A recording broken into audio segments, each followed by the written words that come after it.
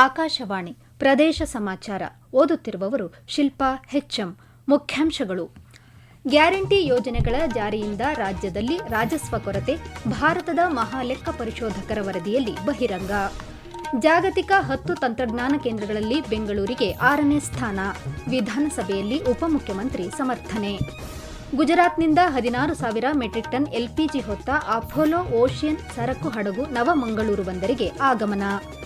ವಿಧಾನಸಭಾ ಉಪಚುನಾವಣೆ ಅಭ್ಯರ್ಥಿಗಳು ನಾಮಪತ್ರ ಹಿಂಪಡೆಯಲು ಇಂದು ಕೊನೆಯ ದಿನ. ಖೇಲೋ ಇಂಡಿಯಾ ಆದಿವಾಸಿ ಕ್ರೀಡಾಕೂಟ ಪದಕ ಪಟ್ಟಿಯಲ್ಲಿ ಅಗ್ರಸ್ಥಾನ ಕಾಯ್ದುಕೊಂಡ ಕರ್ನಾಟಕ.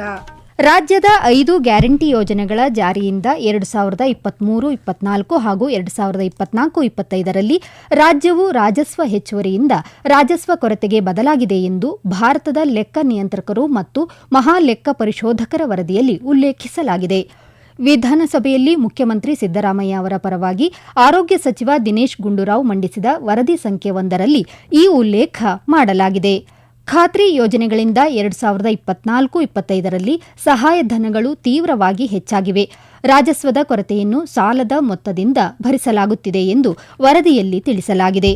ಕರ್ನಾಟಕ ಈ ವರ್ಷ 8.72% ಕೊಡುಗೆಯನ್ನು ದೇಶಕ್ಕೆ ನೀಡಿದ್ದು, ರಾಷ್ಟ್ರೀಯ ಸರಾಸರಿಗಿಂತ ಉತ್ತಮ ಸಾಧನೆ ಮಾಡಿದೆ ಎಂದು ಹೇಳಲಾಗಿದೆ. ಸ್ವಂತ ರಾಜಸ್ವದಲ್ಲಿನ ಬೆಳವಣಿಗೆಯ ಅನುಪಾತವು ಜಿಎಸ್ಡಿಪಿಯ ಬೆಳವಣಿಗೆಗೆ 0.75% ಆಗಿತ್ತು. ಇದು ಹಿಂದಿನ 3 ವರ್ಷಗಳಿಗಿಂತ ಕಡಿಮೆಯಾಗಿದೆ. ಜಿಎಸ್ಟಿ ಜಾರಿಗೆ ಬಂದ ನಂತರ ರಾಜ್ಯದ ಒಟ್ಟು ತೆರಿಗೆ ಸಂಗ್ರಹ 55%ರಿಂದ 43%ಕ್ಕೆ ಇಳಿಕೆಯಾಗಿದೆ. ಈ ಖಾತಾ ಪರಿಚಯಿಸಿದ್ದರಿಂದ ಆಸ್ತಿಗಳ ನೋಂದಣಿಯಲ್ಲಿನ ಕುಸಿತಕ್ಕೆ ಕಾರಣವಾಗಿ ಮುದ್ರಾಂಕ ಶುಲ್ಕ ಮತ್ತು ನೋಂದಣಿ ಶುಲ್ಕಗಳಲ್ಲಿ ಇಳಿಕೆಯಾಗಿದೆ ಎಂದು ಉಲ್ಲೇಖಿಸಿದೆ. ಬೆಂಗಳೂರು ಟಾಪ್ 10 ಜಾಗತಿಕ ತಂತ್ರಜ್ಞಾನ ಕೇಂದ್ರಗಳಲ್ಲಿ ಒಂದಾಗಿದೆ ಎಂದು ಉಪಮುಖ್ಯಮಂತ್ರಿ ಡಿಕೆ ಶಿವಕುಮಾರ್ ತಿಳಿಸಿದ್ದಾರೆ. ವಿಧಾನಸಭೆಯಲ್ಲಿಂದು ಮಾತನಾಡಿದ ಅವರು, ಸ್ಯಾನ್ ಫ್ರಾನ್ಸಿಸ್ಕೋ ಮೊದಲ ಸ್ಥಾನದಲ್ಲಿದ್ದು, ಲಂಡನ್ 2ನೇ ಸ್ಥಾನದಲ್ಲಿದೆ, ಬೆಂಗಳೂರು 6ನೇ ಸ್ಥಾನದಲ್ಲಿದೆ ಎಂದು ಸದನಕ್ಕೆ ಮಾಹಿತಿ ನೀಡಿದ್ದಾರೆ. 26ನೇ ಸ್ಥಾನದಲ್ಲಿರುವ ಹೈದರಾಬಾದ್ನೊಂದಿಗೆ ಬೆಂಗಳೂರು ಸ್ಪರ್ಧಿಸಲು ಬಯಸುವುದಿಲ್ಲ ಎಂದು ತಿಳಿಸಿದ್ದಾರೆ. ಬೆಂಗಳೂರಿನಲ್ಲಿ 250 ಇಂಜಿನಿಯರಿಂಗ್ ಕಾಲೇಜುಗಳು, 70 ವೈದ್ಯಕೀಯ ಕಾಲೇಜುಗಳಿವೆ. ಇದನ್ನು ದೇಶದಲ್ಲಿ ಬೇರೆಲ್ಲೂ ಕಾಣಲು ಸಾಧ್ಯವಿಲ್ಲ ಎಂದು ಸಮರ್ಥಿಸಿಕೊಂಡಿದ್ದಾರೆ.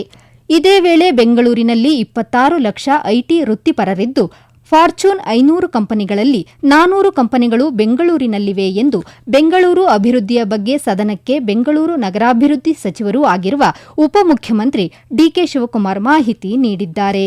ಈವರೆಗೆ ಮಂಡಿಸಿದ 17 ಆಯವ್ಯಯಗಳಲ್ಲಿ ರಾಜ್ಯದ ಜನರ ಹಿತ ಕಾಪಾಡಲಾಗಿದೆ ಎಂದು ಮುಖ್ಯಮಂತ್ರಿ ಸಿದ್ದರಾಮಯ್ಯ ಸಮರ್ಥಿಸಿಕೊಂಡಿದ್ದಾರೆ. ವಿಧಾನ ಪರಿಷತ್ತಿನಲ್ಲಿಂದು ಬಜೆಟ್ ಮೇಲಿನ ಚರ್ಚೆಗೆ ಉತ್ತರಿಸಿ ಮಾತನಾಡಿದ ಅವರು, ರಾಜ್ಯ ಸರ್ಕಾರಗಳು ಆರ್ಥಿಕವಾಗಿ ಸದೃಢವಾದರೆ ಕೇಂದ್ರ ಸರ್ಕಾರವೂ ಸದೃಢವಾಗಲಿದೆ. ಅದೇ ರೀತಿ ಕೇಂದ್ರ ಸರ್ಕಾರ ಸದೃಢವಾದರೆ ರಾಜ್ಯಗಳು ಪ್ರಬಲವಾಗುತ್ತವೆ ಎಂದು ಅಭಿಪ್ರಾಯಪಟ್ಟಿದ್ದಾರೆ. ಒಕ್ಕೂಟ ವ್ಯವಸ್ಥೆಯಲ್ಲಿ ಕೇಂದ್ರ ಸರ್ಕಾರವನ್ನು ಟೀಕೆ ಮಾಡಲೇಬಾರದು ಅಂದರೆ ಹೇಗೆ ಎಂದು ಪ್ರಶ್ನಿಸಿದ್ದಾರೆ. ಇದೇ ವೇಳೆ ವಿಮಾನ ಪ್ರಯಾಣ ಮತ್ತು ಹೆಲಿಕಾಪ್ಟರ್ ಪ್ರಯಾಣಕ್ಕೆ ದುಂದುವೆಚ್ಚ ಮಾಡಲಾಗುತ್ತಿದೆ ಎಂಬ ಪ್ರತಿಪಕ್ಷಗಳ ಆರೋಪಕ್ಕೆ ಉತ್ತರ ನೀಡಿದ ಅವರು, ಕೆಲವು ಸಂದರ್ಭಗಳಲ್ಲಿ ಸಮಯ ಉಳಿಸಲು ವಿಮಾನ ಇಲ್ಲವೇ ಹೆಲಿಕಾಪ್ಟರ್ನಲ್ಲಿ ಪ್ರಯಾಣಿಸಬೇಕಾಗುತ್ತದೆ ಎಂದು ತಮ್ಮ ನಡೆಯನ್ನು ಸಮರ್ಥಿಸಿಕೊಂಡಿದ್ದಾರೆ. ಮಧ್ಯಪ್ರಾಚ್ಯ ದೇಶಗಳ ಸಂಘರ್ಷದ ನಡುವೆಯೂ ಕಳೆದ ರಾತ್ರಿ ಅಪೋಲೋ ಓಷಿಯನ್ ಹೆಸರಿನ ಎಲ್ಪಿಜಿ ಹಡಗು ನವಮಂಗಳೂರು ಬಂದರು ತಲುಪಿದೆ. ರಾತ್ರಿಯೇ ದ್ರವೀಕೃತ ಪೆಟ್ರೋಲಿಯಂ ಅನಿಲವನ್ನು ಹಡಗಿನಿಂದ ತೆಗೆಯುವ ಕಾರ್ಯ ಆರಂಭಗೊಂಡಿದೆ. ಇತ್ತೀಚೆಗೆ ವಿದೇಶದಿಂದ ದ್ರವೀಕೃತ ಪೆಟ್ರೋಲಿಯಂ ಅನಿಲ ತಂದಿದ್ದ ಶಿವಾಲಿಕ್ ಹೆಸರಿನ ಸರಕು ಹಡಗು ನೇರವಾಗಿ ಗುಜರಾತ್ ಬಂದರಿಗೆ ತೆರಳಿತ್ತು. ಗುಜರಾತ್ನಿಂದ ಎಲ್ಪಿಜಿಯನ್ನು ಅಪೋಲೋ ಓಷಿಯನ್ ಸರಕು ಹಡಗಿನ ಮೂಲಕ ನವಮಂಗಳೂರು ಬಂದರಿಗೆ ತರಿಸಲಾಗಿದೆ. ಒಟ್ಟು 16,000 ಮೆಟ್ರಿಕ್ ಟನ್ ಎಲ್ಪಿಜಿ ಹೊತ್ತ ಈ ನೌಕೆ ಕಳೆದ ರಾತ್ರಿ ಬಂದರು ತಲುಪಿದೆ. ಶೀಘ್ರದಲ್ಲೇ ಮತ್ತೆರಡು ಕಚ್ಚಾ ತೈಲ ಹೊತ್ತ ಹಡಗುಗಳು ಮಂಗಳೂರಿಗೆ ಆಗಮಿಸಲಿದ್ದು, ಅವು ತಲುಪುವ ದಿನಾಂಕ ಇನ್ನಷ್ಟೇ ತಿಳಿಯಲಿದೆ ಎಂದು ನವಮಂಗಳೂರು ಬಂದರು ಪ್ರಾಧಿಕಾರದ ಮೂಲಗಳು ತಿಳಿಸಿವೆ. ಪ್ರದೇಶ ಸಮಾಚಾರ ಕೇಳುತ್ತಿದ್ದೀರಿ.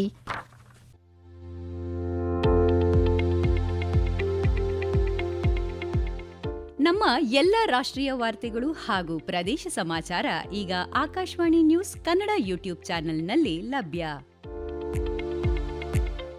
ನಮ್ಮ ಎಕ್ಸ್ ಖಾತೆ ಮತ್ತು ಇನ್ಸ್ಟಾಗ್ರಾಂ ಖಾತೆ ಆಕಾಶವಾಣಿ ನ್ಯೂಸ್ ಕನ್ನಡ. ಹೆಚ್ಚಿನ ಮಾಹಿತಿಗಾಗಿ ನಮ್ಮ ಫೇಸ್ಬುಕ್ ಖಾತೆ ಆಕಾಶವಾಣಿ ವಾರ್ತೆ ಕನ್ನಡವನ್ನು ಅನುಸರಿಸಿ. ಮಾಹಿತಿಗಳ ಹೂರಣ ವಾರದ ಕಾರ್ಯಕ್ರಮ ಪ್ರಚಲಿತ ವಿದ್ಯಮಾನ ಪ್ರತಿ ಬುಧವಾರ ರಾತ್ರಿ 9:15 ತೀವ್ರ ಕುತೂಹಲ ಕೆರಳಿಸಿರುವ ದಾವಣಗೆರೆ ದಕ್ಷಿಣ ಮತ್ತು ಬಾಗಲಕೋಟೆ ವಿಧಾನಸಭಾ ಕ್ಷೇತ್ರದ ಉಪಚುನಾವಣೆಗೆ ನಾಮಪತ್ರ ಹಿಂಪಡೆಯಲು ಇಂದು ಕೊನೆಯ ದಿನವಾಗಿದೆ. ಈವರೆಗೆ 71 ನಾಮಪತ್ರಗಳ ಪೈಕಿ 50 ಅಭ್ಯರ್ಥಿಗಳ ಅರ್ಜಿ ಕ್ರಮಬದ್ಧವಾಗಿವೆ. ಶಾಸಕರಾದ ಶಾಮನೂರು ಶಿವಶಂಕರಪ್ಪ ನಿಧನದಿಂದ ತೆರವಾಗಿದ್ದ ಸ್ಥಾನಕ್ಕೆ ಉಪಚುನಾವಣೆ ನಡೆಯುತ್ತಿದ್ದು, ಅವರ ಮೊಮ್ಮಗ ಸಮರ್ಥ್ ಶಾಮನೂರು ಕಣಕ್ಕಿಳಿದಿದ್ದಾರೆ. ಬಂಡಾಯ ಅಭ್ಯರ್ಥಿಯಾಗಿ ಸಾದಿಕ್ ಪೈಲ್ವಾನ್ ಉಮೇದುವಾರಿಕೆ ಸಲ್ಲಿಸಿದ್ದಾರೆ. ಬಿಜೆಪಿಯಿಂದ ಶ್ರೀನಿವಾಸ ದಾಸ ಕರಿಯಪ್ಪ ನಾಮಪತ್ರ ಸಲ್ಲಿಕೆ ಮಾಡಿದ್ದಾರೆ. ಬಾಗಲಕೋಟೆ ಕ್ಷೇತ್ರದಿಂದ ಎಚ್ವೈ ಮೇಟಿ ನಿಧನದಿಂದ ತೆರವಾಗಿದ್ದ ಸ್ಥಾನಕ್ಕೆ ಕಾಂಗ್ರೆಸ್ ಅಭ್ಯರ್ಥಿಯಾಗಿ ಉಮೇಶ್ ಮೇಟಿ ಸ್ಪರ್ಧಿಸಿದ್ದಾರೆ. ಬಂಡಾಯ ಅಭ್ಯರ್ಥಿಯಾಗಿ ಗೋವಿಂದರಾಜು ಬಳ್ಳಾರಿ ಉಮೇದುವಾರಿಕೆ ಸಲ್ಲಿಸಿದ್ದಾರೆ. ಸಂಜೆಯ ಬಳಿಕ ಕಣದಲ್ಲಿರುವ ಅಭ್ಯರ್ಥಿಗಳ ಸ್ಪಷ್ಟ ಚಿತ್ರಣ ದೊರೆಯಲಿದೆ. ಏಪ್ರಿಲ್ 9ರಂದು 2 ಕ್ಷೇತ್ರಗಳಿಗೆ ಉಪಚುನಾವಣೆ ನಡೆಯಲಿದ್ದು, ಮೇ 4ರಂದು ಫಲಿತಾಂಶ ಹೊರಬೀಳಲಿದೆ. ಹೋಟೆಲ್ ಮತ್ತು ರೆಸ್ಟೋರೆಂಟ್ಗಳು ಗ್ರಾಹಕರಿಂದ ಎಲ್ಪಿಜಿ ಶುಲ್ಕ ಅಥವಾ ಇಂಧನ ವೆಚ್ಚ ವಸೂಲಿ ಎಂಬ ಹೆಸರಿನಲ್ಲಿ ಹೆಚ್ಚುವರಿ ಹಣ ಪಡೆಯದಂತೆ ಕೇಂದ್ರ ಗ್ರಾಹಕ ಸಂರಕ್ಷಣಾ ಪ್ರಾಧಿಕಾರ ಕಟ್ಟುನಿಟ್ಟಿನ ಸೂಚನೆ ನೀಡಿದೆ. ಹೋಟೆಲ್ಗಳು ಕೇವಲ ಮೆನುವಿನಲ್ಲಿ ತಿಳಿಸಿರುವ ದರ ಮತ್ತು ಅನ್ವಯವಾಗುವ ತೆರಿಗೆಗಳನ್ನು ಮಾತ್ರ ಬಿಲ್ನಲ್ಲಿ ಸೇರಿಸಬೇಕು. ಅಡುಗೆ ಅನಿಲ ಅಥವಾ ಇಂಧನದ ದರ ಏರಿಕೆಯ ನೆಪದಲ್ಲಿ ಪ್ರತ್ಯೇಕ ಶುಲ್ಕ ವಿಧಿಸುವಂತಿಲ್ಲ ಎಂದು ತಿಳಿಸಿದೆ. ಒಂದು ವೇಳೆ ಬಿಲ್ನಲ್ಲಿ ಇಂತಹ ಕಾನೂನುಬಾಹಿರ ಶುಲ್ಕಗಳನ್ನು ಸೇರಿಸಿದ್ದರೆ ಹೋಟೆಲ್ ಸಿಬ್ಬಂದಿಗೆ ಬಿಲ್ನಿಂದ ಆ ಶುಲ್ಕವನ್ನು ತೆಗೆದುಹಾಕಲು ಗ್ರಾಹಕರು ತಿಳಿಸಬೇಕು. ಒಂದು ವೇಳೆ ಅವರು ಒಪ್ಪದಿದ್ದರೆ ರಾಷ್ಟ್ರೀಯ ಗ್ರಾಹಕ ಸಹಾಯವಾಣಿ ಸಂಖ್ಯೆ 1915ಕ್ಕೆ ಕರೆ ಮಾಡಿ ದೂರು ನೀಡಬಹುದು. ಇಲ್ಲವೇ ನೇರವಾಗಿ ಜಿಲ್ಲಾಧಿಕಾರಿಗಳಿಗೆ ಲಿಖಿತ ದೂರು ನೀಡಲು ಅವಕಾಶವಿದೆ ಎಂದು ಆಯೋಗ ಸ್ಪಷ್ಟಪಡಿಸಿದೆ. ಮಡಿಕೇರಿ ಬಳಿಯ ಇಬ್ಬನಿ ಒಳವಾಡಿ ಗ್ರಾಮದ ಕಾಫಿ ತೋಟವೊಂದರಲ್ಲಿ ಹುಲಿಯ ಸುಳಿವು ಪತ್ತೆಯಾದ ಹಿನ್ನೆಲೆಯಲ್ಲಿ ಅರಣ್ಯ ಇಲಾಖೆಯಿಂದ ಹುಲಿ ಸೆರೆ ಕಾರ್ಯಾಚರಣೆ ಕೈಗೊಳ್ಳಲಾಗಿದೆ. ಗ್ರಾಮದ ಕಾಫಿ ತೋಟವೊಂದರಲ್ಲಿ ವ್ಯಾಘ್ರ ಹಾಡು ಹಗಲಿನಲ್ಲಿಯೇ ಸಂಚರಿಸುತ್ತಿದ್ದ ದೃಶ್ಯ ಸಿಸಿ ಕ್ಯಾಮೆರಾದಲ್ಲಿ ಸೆರೆಯಾಗಿತ್ತು. ಇದರಿಂದಾಗಿ ಗ್ರಾಮಸ್ಥರಲ್ಲಿ ಆತಂಕ ಹೆಚ್ಚಾದ ಹಿನ್ನೆಲೆಯಲ್ಲಿ ಶಾಸಕ ಡಾ ಮಂಥರ್ ಗೌಡ ಮುನ್ನೆಚ್ಚರಿಕೆ ಕ್ರಮವಾಗಿ ಹುಲಿಯನ್ನು ಸೆರೆ ಹಿಡಿಯುವಂತೆ ಅರಣ್ಯ ಇಲಾಖೆಯ ಅಧಿಕಾರಿಗಳಿಗೆ ಸೂಚಿಸಿದ್ದರು.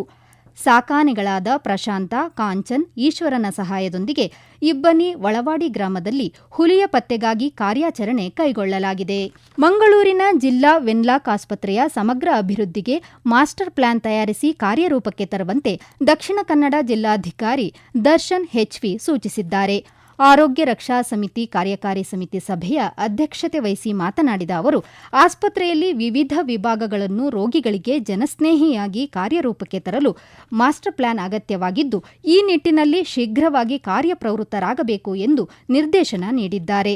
ಪ್ರಸಕ್ತ ಇರುವ ಹೊರರೋಗಿ ವಿಭಾಗಗಳ ಕಟ್ಟಡವನ್ನು ತೆರವುಗೊಳಿಸಿ ನೂತನ ಅತ್ಯಾಧುನಿಕ ಮಾದರಿಯ ಒಪಿಡಿ ಕಟ್ಟಡವನ್ನು ನಿರ್ಮಿಸಲು ರಾಜ್ಯ ಸರ್ಕಾರದಿಂದ 70 ಕೋಟಿ ರೂಪಾಯಿ ಅನುದಾನ ಮಂಜೂರಾಗಿದೆ. ಅಲ್ಲಿರುವ ಎಲ್ಲಾ ವಿಭಾಗಗಳನ್ನು ಟ್ರಾಮಾ ಬ್ಲಾಕ್ಗೆ ಸ್ಥಳಾಂತರಿಸಿ ಹಳೆ ಒಪಿಡಿ ಕಟ್ಟಡವನ್ನು ಕೆಡವಲಾಗುವುದು. ಕಾಮಗಾರಿಗೆ ಟೆಂಡರ್ ಪ್ರಕ್ರಿಯೆ ಪ್ರಗತಿಯಲ್ಲಿದೆ ಎಂದು ವೆನ್ಲಾಕ್ ಅಧೀಕ್ಷಕ ಡಾ ಶಿವಪ್ರಕಾಶ್ ತಿಳಿಸಿದ್ದಾರೆ. ಛತ್ತೀಸ್ಗಢದಲ್ಲಿ ನಡೆಯುತ್ತಿರುವ ಖೇಲೋ ಇಂಡಿಯಾ ಬುಡಕಟ್ಟು ಕ್ರೀಡಾಕೂಟದಲ್ಲಿಂದು 2ನೇ ದಿನದ ಸ್ಪರ್ಧೆಗಳು ಮುಂದುವರೆದಿದೆ. ಕರ್ನಾಟಕ ಪದಕ ಪಟ್ಟಿಯಲ್ಲಿ 5 ಚಿನ್ನ 2 ಬೆಳ್ಳಿ ಪದಕಗಳೊಂದಿಗೆ ಅಗ್ರಸ್ಥಾನದಲ್ಲಿದೆ. ರಾಜ್ಯದ ಈಜುಗಾರರಾದ ಎನ್ ಧೋನಿಶ್ ಪುರುಷರ 200 ಮೀಟರ್ ಫ್ರೀಸ್ಟೈಲ್ನಲ್ಲಿ ಚಿನ್ನದ ಪದಕ ಗೆದ್ದಿದ್ದಾರೆ. ರಾಜ್ಯದವರೇ ಆದ ಕೀರ್ತನ್ ಶರತ್ ಬೆಳ್ಳಿ ಪದಕಕ್ಕೆ ತೃಪ್ತಿಪಟ್ಟಿದ್ದಾರೆ. ಮಹಿಳೆಯರ 200 ಮೀಟರ್ ಫ್ರೀಸ್ಟೈಲ್ ವಿಭಾಗದಲ್ಲಿ ರಾಜ್ಯದ ನಿಧಿ ಎಸ್ ಬೆಳ್ಳಿ ಪದಕಕ್ಕೆ ಕೊರಳೊಡ್ಡಿದ್ದಾರೆ. ಪುರುಷರ 100 ಮೀಟರ್ ಬ್ರೆಸ್ಟ್ ಸ್ಟ್ರೋಕ್ನಲ್ಲಿ ಹಾಗೂ 50 ಮೀಟರ್ ಬಟರ್ಫ್ಲೈನಲ್ಲಿ ರಾಜ್ಯದ ಮಣಿಕಂಠ ಚಿನ್ನ ಗೆದ್ದರೆ, ಮಹಿಳೆಯರ ವಿಭಾಗದಲ್ಲಿ ಮೆಹಂಜಲಿ ತಲಾ 2 ಚಿನ್ನದ ಪದಕಗಳನ್ನು ಬಾಚಿಕೊಂಡಿದ್ದಾರೆ. ಮೊದಲ ದಿನ ಒಟ್ಟು 6 ಚಿನ್ನದ ಪದಕಗಳಲ್ಲಿ 5 ಪದಕಗಳನ್ನು ಗೆದ್ದ ಕರ್ನಾಟಕ ಪ್ರಾಬಲ್ಯ ಸಾಧಿಸಿದೆ. ಈಗ ಕೊನೆಯಲ್ಲಿ ಮತ್ತೊಮ್ಮೆ ಮುಖ್ಯಾಂಶಗಳು. ಗ್ಯಾರಂಟಿ ಯೋಜನೆಗಳ ಜಾರಿಯಿಂದ ರಾಜ್ಯದಲ್ಲಿ ರಾಜಸ್ವ ಕೊರತೆ, ಭಾರತದ ಮಹಾ ಲೆಕ್ಕ ಪರಿಶೋಧಕರ ವರದಿಯಲ್ಲಿ ಬಹಿರಂಗ. ಜಾಗತಿಕ 10 ತಂತ್ರಜ್ಞಾನ ಕೇಂದ್ರಗಳಲ್ಲಿ ಬೆಂಗಳೂರಿಗೆ 6ನೇ ಸ್ಥಾನ. ವಿಧಾನಸಭೆಯಲ್ಲಿ ಉಪಮುಖ್ಯಮಂತ್ರಿ ಸಮರ್ಥನೆ. ಗುಜರಾತ್ನಿಂದ 16,000 ಮೆಟ್ರಿಕ್ ಟನ್ ಎಲ್ಪಿಜಿ ಹೊತ್ತ ಅಪೋಲೋ ಓಷಿಯನ್ ಸರಕು ಹಡಗು ನವಮಂಗಳೂರು ಬಂದರಿಗೆ ಆಗಮನ. ವಿಧಾನಸಭಾ ಉಪಚುನಾವಣೆ ಅಭ್ಯರ್ಥಿಗಳು ನಾಮಪತ್ರ ಹಿಂಪಡೆಯಲು ಇಂದು ಕೊನೆಯ ದಿನ. ಖೇಲೋ ಇಂಡಿಯಾ ಆದಿವಾಸಿ ಕ್ರೀಡಾಕೂಟ ಪದಕ ಪಟ್ಟಿಯಲ್ಲಿ ಅಗ್ರಸ್ಥಾನ ಕಾಯ್ದುಕೊಂಡ ಕರ್ನಾಟಕ. ಇಲ್ಲಿಗೆ ಪ್ರದೇಶ ಸಮಾಚಾರ ಮುಗಿಯಿತು. ನಮ್ಮ ಮುಂದಿನ ವಾರ್ತಾ ಪ್ರಸಾರ ಸಂಜೆ 6:40 ನಿಮಿಷಕ್ಕೆ.